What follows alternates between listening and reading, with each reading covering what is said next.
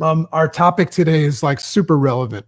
I think a lot of people are going to vibe with this, but I don't know how many people out there are digging on HBO Max, but we popped into just this awesome series called Generation Hustle.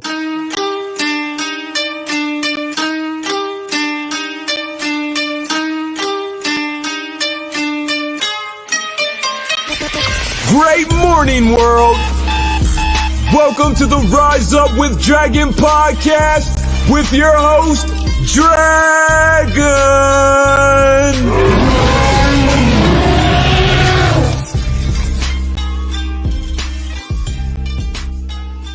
Great morning, world. This is your boy Dragon coming at you here with another Rise Up with Dragon. This is our Friday edition, 9 a.m. Eastern time, and we have a treat for you. We always have a treat for you. But great morning to everybody. Super excited just to kind of be at the tail end of all this shit that everybody's been going through. And our topic today is like super relevant. I think a lot of people are going to vibe with this. But as a quick reminder, big thing going on with the Rise Up with Dragon show is I always like to push myself into an uncomfortable place. You guys know my backstory. So we're not just recording this as a podcast. That's Rise Up with Dragon on all the platforms, including India now, which is crazy. Can't believe how fast the podcast is growing.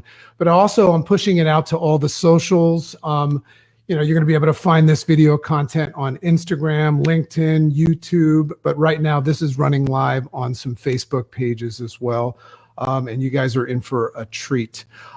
So I want to get right into this because I want to make it all about this. Chicken and I, you guys know our story. We are what you call minimalists. We're at the highest level of our financial success and achievement. And we've decided to get rid of everything, right? Including a lot of the stuff that we consume. So we don't watch TV anymore. Well, we watch TV, but only certain types of shows, and that'll lead into this. But we don't watch the news. We don't even know what the hell's going on in the world.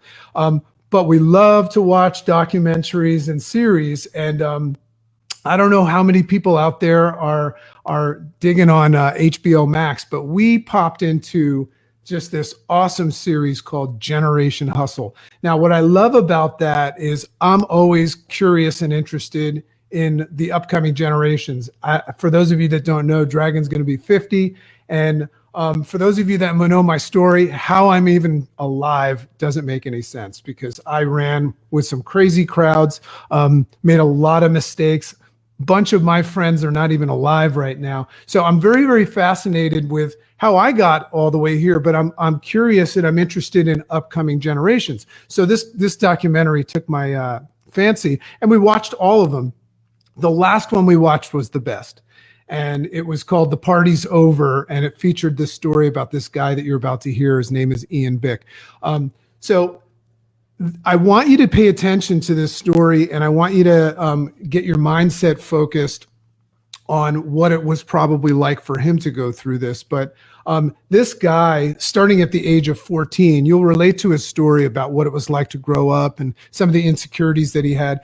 But he uncovered a talent that gave him what he was seeking. And he uncovered a talent that he had to throw parties and things like this at the age of 14. And it gave him popularity and it helped him with his self-esteem. And wait until you hear this story because it turned into this whole thing that is like a world acclaimed story now. I mean, HBO Max featured it. And when we saw this story, we were so blown away, and both Chicken and I totally got this guy. I was about to call him a kid, but he's not a kid anymore. He's a guy now. So I reached out to him. I figured this guy's going to probably be viral and everybody's going to know who he is. But I reached out to him. He's a really cool guy, and he's going to tell his story. And we're going to ask him we're going to take him down the rabbit hole and ask him some questions. So without further ado, I'm going to bring him up here. This is him. This is Ian Bick from the HBO Max series, Generation Hustle. And his particular episode, I think it was the 10th one, is called The Party's Over. So Ian, what's up, my brother? Hey guys, thanks for having me, man. So cool, man. I am so excited to, and I know it's probably funny for you to think about, like, a 50-year-old man is excited to meet you. But we loved your story, man, and I have so many questions about it. But for those of that have not seen the story, Ian, I'm sure you've done so many interviews and you've done this so many times. Take us through a little bit of the story. I mean, we've got about 30 minutes together, so we don't have to go through the whole thing. If anybody wants to see this whole story, you will love it. And there's other ones in Generation Hustle. That's on HBO Max. But, Ian, go back to the beginning. I really resonated with who you were at 14. You and I actually looked a lot alike at 14 as well. But just take us through like how this all got started, and we'll try to get through most of the stories, and I'll ask you some questions. I mean, it really starts back in, I guess, middle school when I'm like this nerdy theater camp, chubby, overweight kid. And, I develop by freshman year of high school. I'm in the school play. I did 4 years of the school play, and I throw the cast party after the end of the year for the musical. It was Annie Get Your Gun. And my parents, my dad's in catering, so we had all the contacts, and we set up this huge wedding tent in our backyard, got a porta potty, a dance floor, all this. And because of that party, I really started like networking with the older crowd at Danbury High School, a lot of the sophomores, juniors, seniors, and it started to like expand and create like a kind of like some popularity for me. People were starting to know my name. And I kind of turned that into, me throwing these house parties at my house. Unbeknownst to my parents, I would tell them there was like 25 people showing up. And then like 200 or 300 kids would show up. And it was just a wild time, a lot of underage drinking, a lot of, just doing whatever. We were kids, it felt like we were on top of the world. No one else's parents were allowing their kids to throw these massive parties. The house was right on the lake. So it was a fun time, and this was like every weekend. Okay, let me jump in there for a second. So you're 14 at this time? At that point, I'm like 15, end up 14 or 15. So first and foremost, things have changed quite a bit, but when I was your age, and my mom's going to kill me for unveiling this, but my mom used to let me throw like massive kegers at our house. And that's part of me looking back and saying, how the hell am I even alive? How did we get away with it? So right now, as you're telling this story, we're in the deep breath before the plunge. And I'm just thinking all these parents are watching this right now saying, yeah, that's my biggest fear, is that when we go away and when the cat's away, the mice will play. And I'm just thinking like, I should probably stop you from telling the rest of the story right now, because you're going to destroy any kid's chances of ever being allowed to have a house party. But go on. Yeah. So essentially that gets me started. It builds this network of popularity. And eventually my parents are kind of fed up and they're like, you have to take this somewhere else. So I end up renting this old theater in downtown Danbury, and my dad was friends with the owner. And also while this is going on, I had done a school dance kind of like while I was building my popularity with the house parties and doing like tailgates for our cheering squad for the sports teams. And I did the school dance at this corporate center, which raised money for a local charity. I rented this Palace Theater out. And I converted the lobby into a nightclub for the night. We didn't serve liquor. It was just all like, we made it kind of like classy upscale for high school kids, like mixed Shirley Temples, everything that was like non-alcoholic. And I got a security team, hired Danbury police officers, put in a dance floor, got a DJ, and it was converted into a nightclub. And I ended up doing like 500, 600, 700 people. But the catch with this was they all paid an admission to get in. It was like $10, $12 to get in. And I ended up making like $1,500, $2,000. And it was kind of like ticking between doing that and the school dance and the house parties. And it's like, wow, throwing parties, doing what I like to do could be a profitable business. And unfortunately, after the Palace, the owner was kind of hesitant to let us rent it again. It was an old historic building, a lot of kids, that type of stuff. So I land at Tuxedo Junction, which was a historic club in Connecticut. Before we go to Tuxedo Junction, this is what I want to grasp, because one thing that we forget when we're watching a show is that you're a human being, and everybody kind of reacts the same way. When you saw that party, because it was like a charity party, right? The first one you threw. Yeah, the first one I threw, it was kind of all at the same time period. Like the story is so confusing because there's so many different things going on in like this short span of time. But here's what, because remember, this idea of Generation Hustle is unveiling this idea that there's a perception that there's this get rich quick concept going on. I was talking to you in the pre-show, this idea of like cryptocurrency and all that. There's a lot of kids growing up now that are kind of like saying F school, I'm going to get rich quick. I mean, like it's actually debatable whether or not we even need to go to school to be wealthy now. But when you saw that party unveil, first of all, it was good for your self-esteem. People said, hey, great job. But when you saw all those people pay an entrance fee, what happened in your mind right there? Because when I was watching your story, that's kind of where I saw that it started. So as a kid, I was never addicted to like drugs or alcohol, but what I was addicted to was, like chasing that popularity, being well liked. And I think that's kind of like the root of all my problems.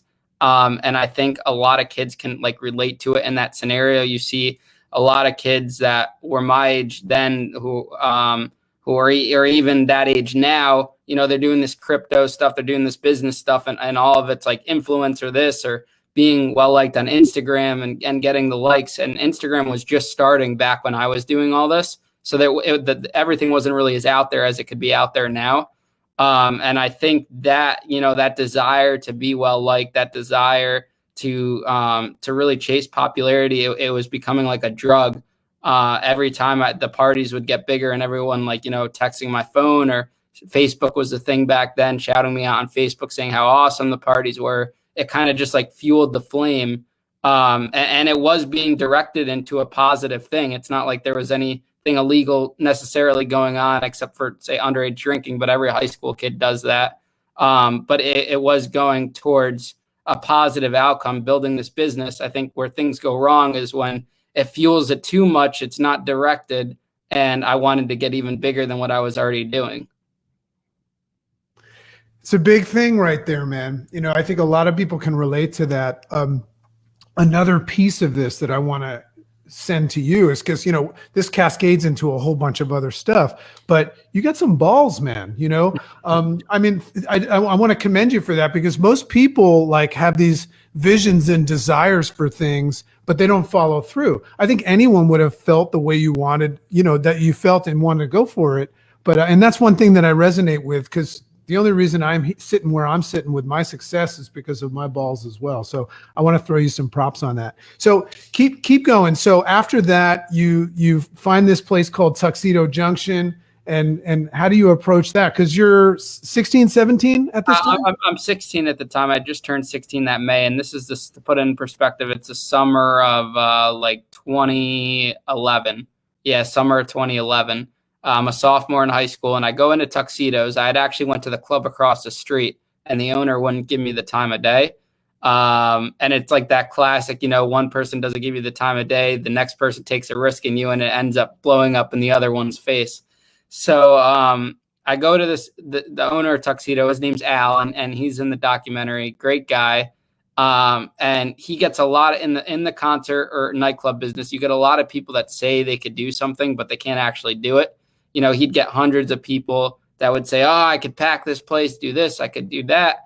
And at the time, there were a lot of teen nights going on, but they had kind of died out. Like when I was in 7th or 8th grade, teen nights were the thing, and we were always trying to sneak in. But then they kind of got oversaturated, and they got boring, and they started becoming non-existent. So I go to Al and I say, listen, I want to rent your spot. I could pack the place out. And he wasn't buying it. I was like this little 16 nerdy kid. I was wearing like a suit and tie, had a briefcase.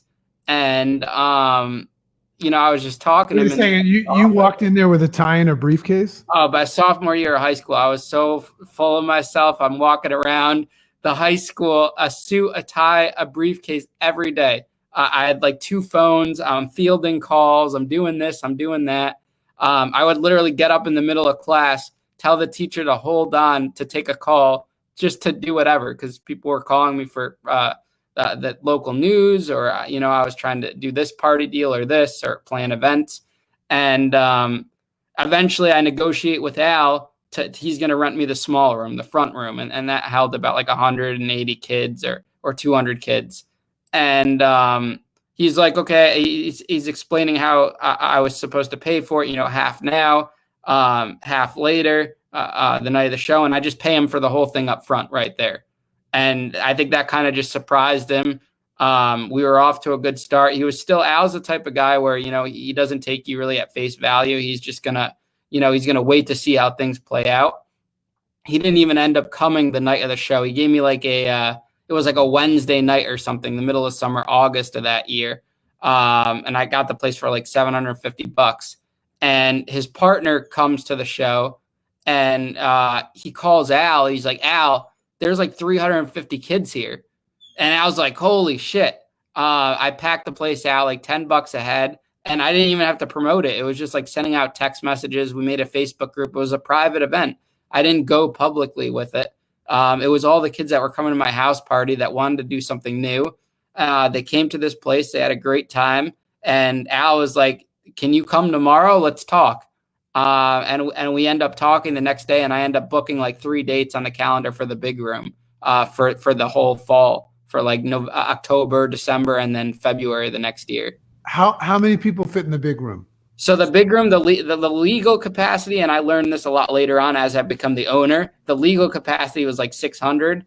The most I did even as an owner was 2,500. Yeah, that's what I was thinking. And one more, because obviously your sphere of influence is growing. I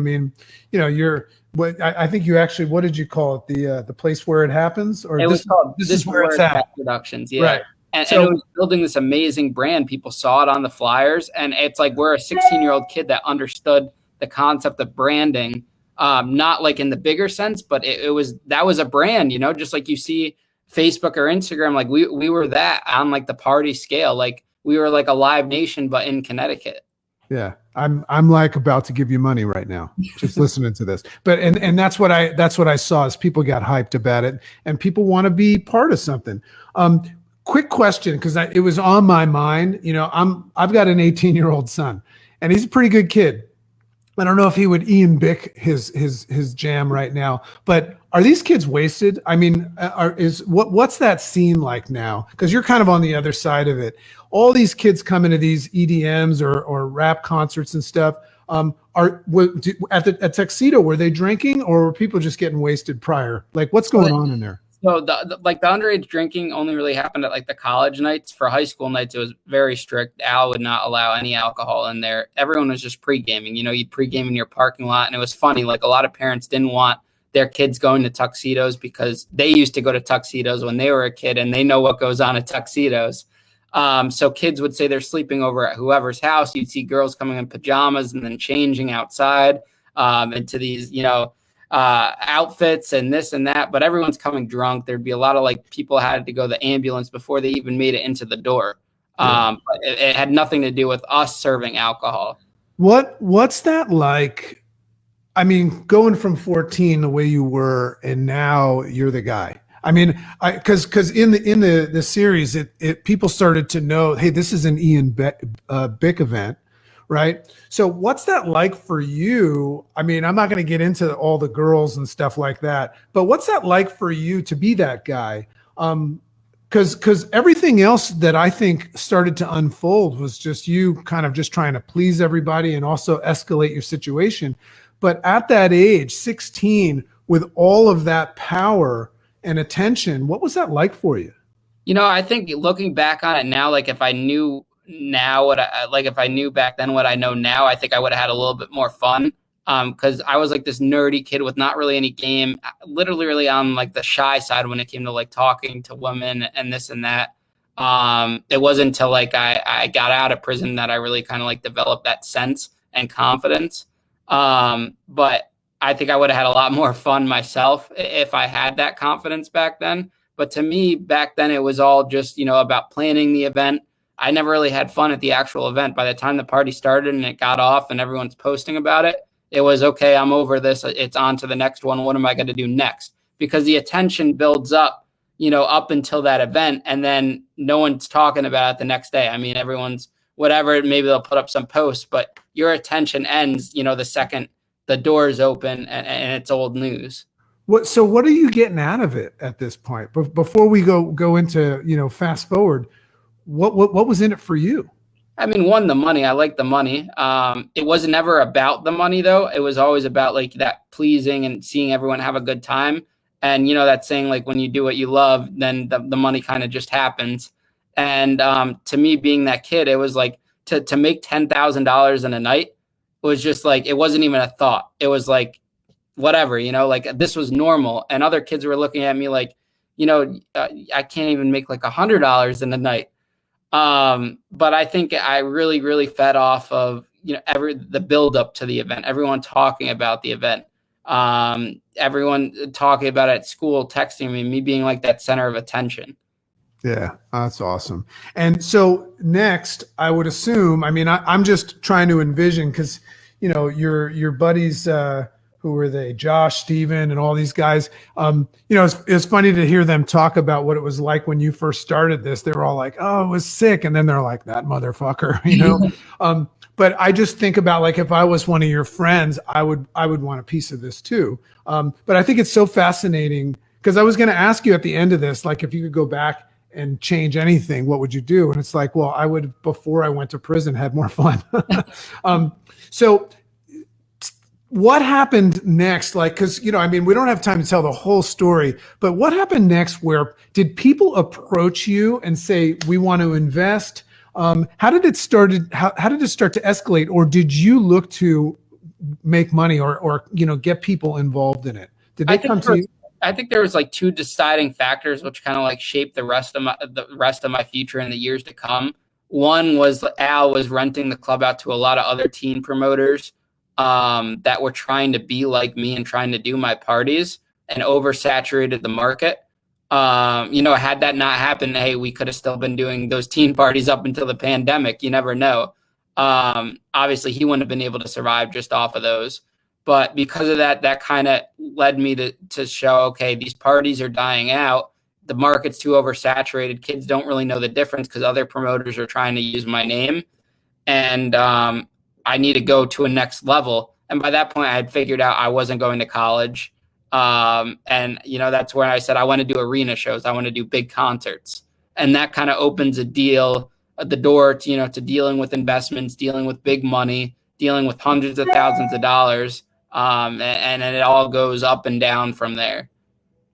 All right, so let's go to that first big show at that one arena where, you're trying to get Wiz Khalifa, which once again, big balls. And you when you go, because you're young and you don't know how this stuff works, but you're pretty sharp. But you go in and you find out you need some cake to make this thing happen. Tell me what was going through your head. But specifically when you went online and printed up those contracts and just like edited them to make it sound like everything was going to be great. It was just it was just a number. Like I'm still this way. Like when I'm told like this is the end goal, like I have to do what it takes to get to that end goal. And that's why I kind of like thrive in the corporate setting, because it's laid out, like there's goals and I can clearly reach those on my own. So then it was just like, okay, I need to raise $120,000. No problem. I'll figure it out.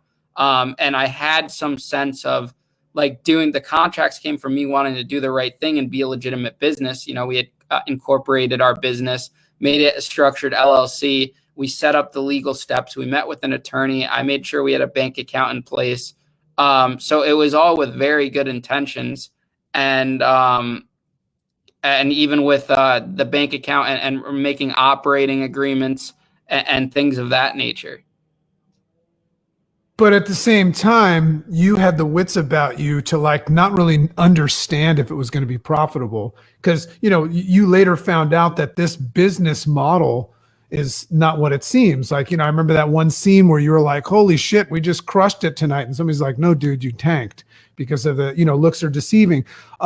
But it seems that in all good intentions, but it seems that what you were doing was trying to gain people's confidence, like we're going to crush this. And that was one of the reasons why. And anybody that's a good salesperson or anybody that can raise funds is good at painting a picture. But it's just interesting to see how you did that. But you had good intentions. Like you actually wanted all of them to win. Of course. And I think at that point, like I would have been a little less naive if I had experienced some failure, but I was always successful. Like, and I think that goes later on where people said like, I built this successful image, but I didn't build it. It was there, you know, people saw it. I was making a lot of money at a young age, and a lot of people mess up the timeline, like the news or the government, and they don't see that this is where it started. It wasn't like Fyre Fest where the guy never did any successful shows. We had a successful business. We were doing 1,500 kids a night for teen parties without a headlining act. No one can do that nowadays. It's not a thing. It's funny you say that because both my wife and I said, man, they should have let this kid run Fyre Fest. It might have happened. And that guy didn't even go to jail, I don't think, did he? He's in jail. I think he got he's in jail. Okay. Yep. Yeah. But that, like, people compare me to him, and it's like, dude, no, like he couldn't even get the show off and running. That's awesome, man. We should have like one of these celebrity boxing matches between you and him. Because I know you're actually a boxer, right? Yeah, I do a little boxing just for Awesome. Training, stay in shape. My wife thinks you were just doing that to look tough for the series. Oh yeah. So okay, so now let's level up now, right? So it's happening. That show, the big show, didn't happen, but you basically said, hey everybody, if you want to leave your money, I'm partnering with this other guy. We're going to do a string of shows. So people started investing. Some people left your money. Some people pulled out. And then you started doing these other shows. But when did you first notice that you were going into debt? I would think it was, you know, after the next defining factor of where, because up until that point, you know, there wasn't even a sense of fraud or anything involved. You know, everything was 100% legitimate. There was very clear communication. Hey, the Wiz show isn't happening. You can have your money back. There was clear accounting, you know, receipts for everything. It was that Rusko show where we went to URI that I talked about in the documentary where, you know, I was told it was doing well. My partner, Dave Ose on the event, who owned an entertainment company in Rhode Island, and who had begged me like 3 weeks before for this $20K investment. And EDM was blowing up. You know, there was Life in Color, Dayglow, and everyone was craving EDM on these college campuses. And I get to the show after being told for like a week straight, dude, it's great. We sold this many tickets. We're making a bunch of money. So I rent a limo and bring some of the investors, my friends, and we get a hotel. And I was just going to take it out of the company account because it was all incorporated to the show budget. And we go, and I was like, wow, this is amazing. I'm like 17. I'm looking at this big arena show. I'm around college girls. I'm looking at it, place is packed. And that's that defining moment where, you know, his partner comes to me and says, dude, we just took a beating tonight. And I'm like, well, what are you talking about? And he gives me the breakdown. And apparently Dave doesn't even confront me that night. He comes to town with his partners later on. Like the next day we go to Cheesecake Factory, and he's telling me his other partners didn't tell him the accurate numbers, who were in charge of the ticketing with the school and this and that. And with dealing with Dave and these other guys, I was always like the money guy, and there was just so many other people. And that's clearly a part where I went wrong, because as a kid doing the teen parties, I was by myself. I did things my way. It worked well. As soon as I started trusting other people, getting involved with other people and not doing my way, I think I got a little lazy with my work ethic and thought I was already successful. And I didn't really have to put in that work because I figured they were handling it. It's such a big thing. There's a big lesson in that right there. In that, you know, if you had stuck to what you were great at, you probably would still be doing it. Maybe it would have evolved in something else. However, if you want to do something big, you got to take big risks. So, you know, it makes total sense why you did that. And then after that, so you started to notice debt, and then your feeling was, do I tell them that I'm in debt, or do I create the facade that everything's cool, which is what you did, right? And the intention behind that is you didn't want them to be upset. You probably in your mind thought, I'm going to figure this out and get everybody to win. I mean, what was going in my mind was I had already told them the show was successful. So then I felt like I was looking like the liar if I came back to my friend and say, hey guys, it tanked. And they saw the show themselves. So, you know, we're these 16, 17, 18-year-old kids. If I thought the show was successful based on the numbers, then they're probably thinking the same thing. And on top of me telling them, they're probably going to think I'm doing some shady shit, saying, oh, the show wasn't successful after the fact. So, you know, I felt really bad. And ultimately, and this sets the tone for the rest of the story in my future, was that I decided to cover it up, not tell them that I was given misinformation and found out that it did indeed lose. And that one lie trickles down into a lot of lies all the way up until the end. And now you're playing catch up. Now you're saying, okay, I got to figure this out. I got to come up with money. And I feel it. I would have done the same thing. So then you meet, it's like it's this whole series of this is why parents are so afraid of who their kids hang out with. Like, you know, first of all, your dad seems super cool. Like seems like one of the coolest dads. And you know, he probably understands his son as well. But then you meet this other guy who's got this idea to buy iPhones and what is it, Beats, you know, which you think, okay, sweet, let's do it. And that starts working out. And then later on, I mean, as I remember it correctly, and you had no idea those were fakes, right? No, it was just a string of bad luck, string of everything. I mean, that second set of shows we ended up doing was going to be profitable. I mean, we did $250,000 of shows. And, you know, the federal government always plays up, okay, well, he raised all this money and he bought jet skis. But I think the doc does a great job showing, okay, yes, I did buy the jet skis. I think people are noticing kind of like the intent behind it. My age, they probably would have done the same thing. And the jet skis were just a dumb decision. But if you spent $20,000 on jet skis out of over $500,000, where is all this money going to, and how am I booking these acts? I mean, I'm booking Tyga, Chief Keef, all of this. So obviously some of this invested money, hundreds of thousands of dollars of it, are going to legitimate investments, which they were. And the other money was kind of just to pay off these payments, which is where the Ponzi scheme comes, because I was basically borrowing the money I was expecting to profit off of those shows. And there was a profit coming. It just, that profit never materialized because of like a series of unfortunate events. So, you know, it could have went both ways. Had they been successful, we wouldn't be having this conversation right now. Something else probably would have came of it. And then I would have been like that whiz kid, but instead they all failed. And, you know, I was kind of the fall guy for it because I was the one that started those lies to begin with. Yeah, we noticed that. And just so you know, as somebody that watched the doc, because when you do something like that, you're hoping that people understand what you saw. And a couple of things we noticed is we couldn't believe like how much of a stink people made over the jet skis when we were playing such a big, like, who cares about the fucking jet skis? But then the other thing was when, and I love that you called him the Silver Fox. When the authorities started coming in, I think he was a district attorney. He's a U.S. attorney for Connecticut. U.S. attorney, which you call him the Silver Fox. And then the IRS woman came in, and they started throwing this heat on you, blaming you for doing what you were doing, but calling it this thing like Ponzi scheme, and you didn't even know what the hell that was. And that's why I never pled guilty. You know, I would have happily, if they said, okay, you know, you're a kid, you messed up, well, let's give you a charge of whatever, plead guilty. It is what it is. Pay the money back.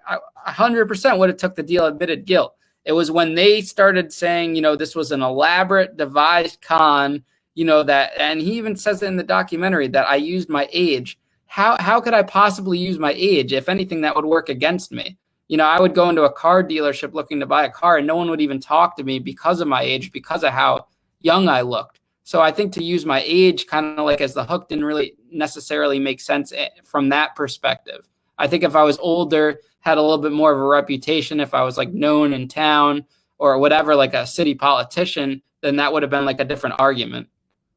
Well, just so you know, I invited the Silver Fox to be here with us, and he denied us. You actually got a hold of him? No. Oh, okay. but I did try. You know, I would assume that after the doc, he doesn't want to talk to anybody. Well, you know, he was made out to, they weren't winners in the doc. I think they thought that they were going to be winners when they did the interview.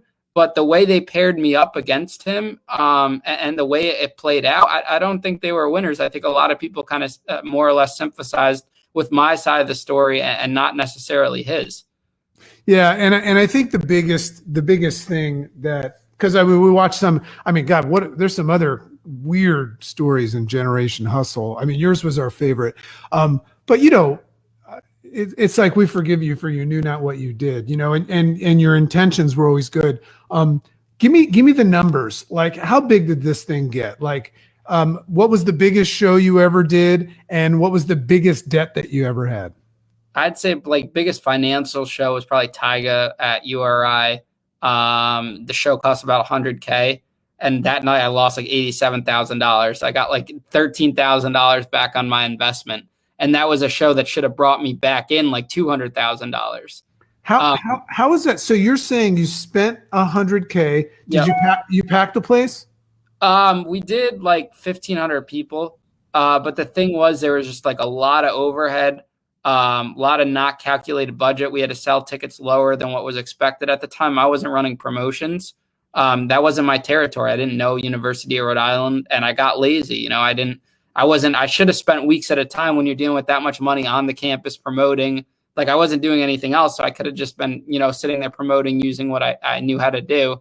And then another thing was, a couple days before the show, the dean of the college said they didn't want any buses coming from other campuses with students on their property. And that made up like 2,000 of the ticket sales that we had to just refund.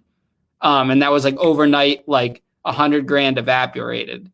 And it just, it created a big issue, and there was no recouping that. And at that point, like with the show business, it's, if you don't do the show, your reputation's ruined. The artists are pissed, so even if, there was plenty of shows I was going into knowing I'm not making money, but the show had to go on. Only because, to keep that reputation intact. There was no, the show's not going to make money. This is a dud. So this is a shitty business is what you're saying. Yeah, it wasn't until as I got older and owning tuxedos when I dealt with actual professional people in the industry, when I realized, you could kind of project how a show's doing. You can move the date. You could switch things up. You can negotiate. Had I been dealing with those legitimate people from the get-go, would have been an entirely different thing. But instead, I was just dealing with another kid who was just as clueless as I was, and but who at the same time had no success throwing parties, and it wasn't a good combination.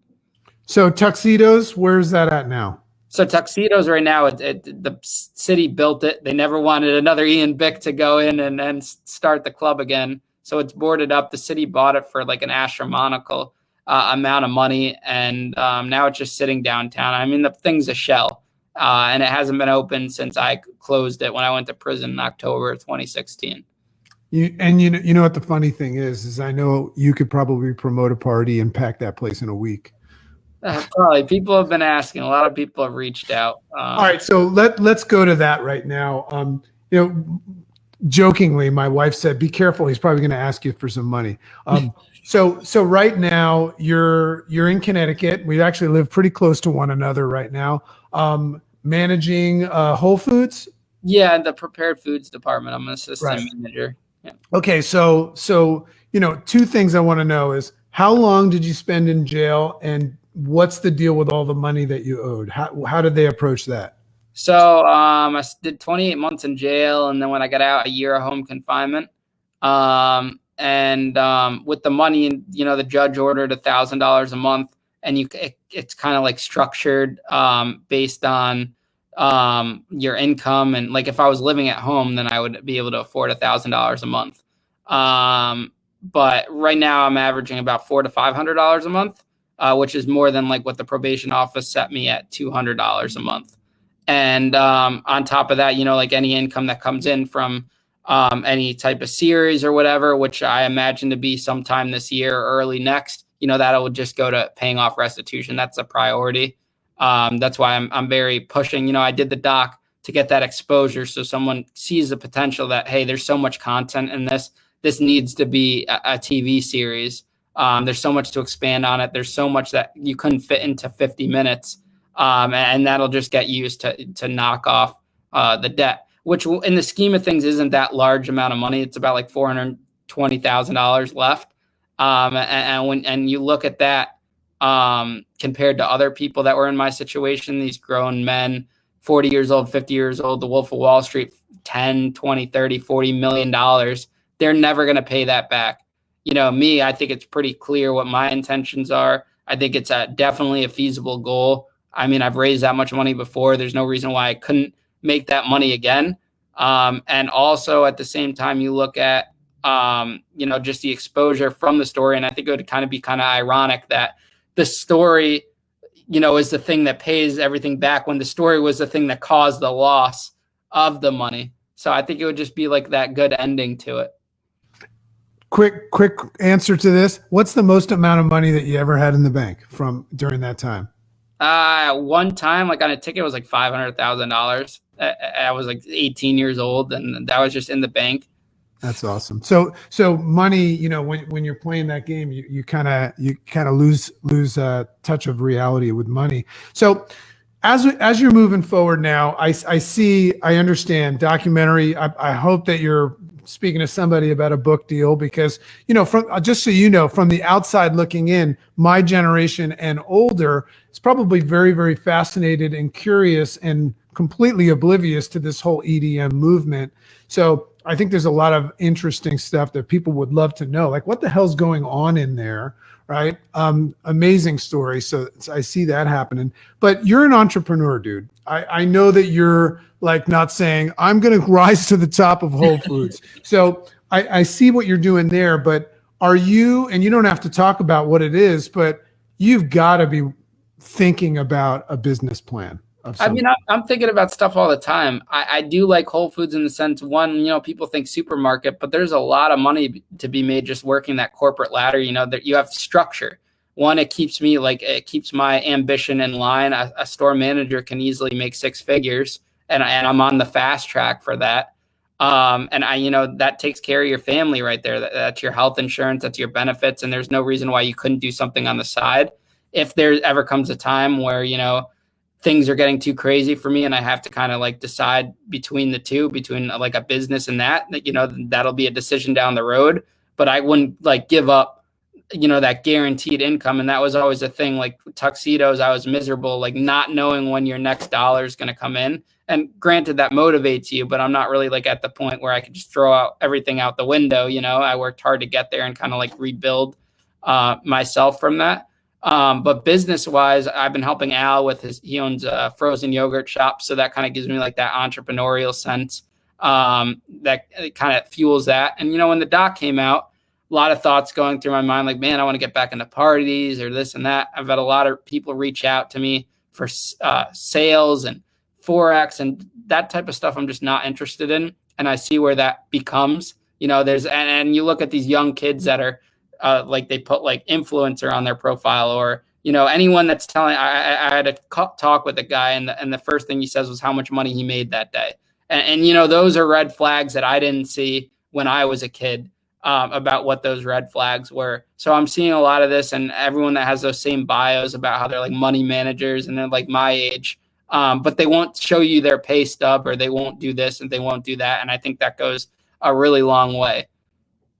Well, that right there is a great platform for you to speak on. It's just, all unveiling all the potential bullshit going on out there. I mean, can somebody that age, look at the guy that created Ethereum and, Facebook. I mean, so obviously it's all possible, but I think we live in a world right now that is just coated with bullshit that is drawing people that mean well into a world that is probably not right for them.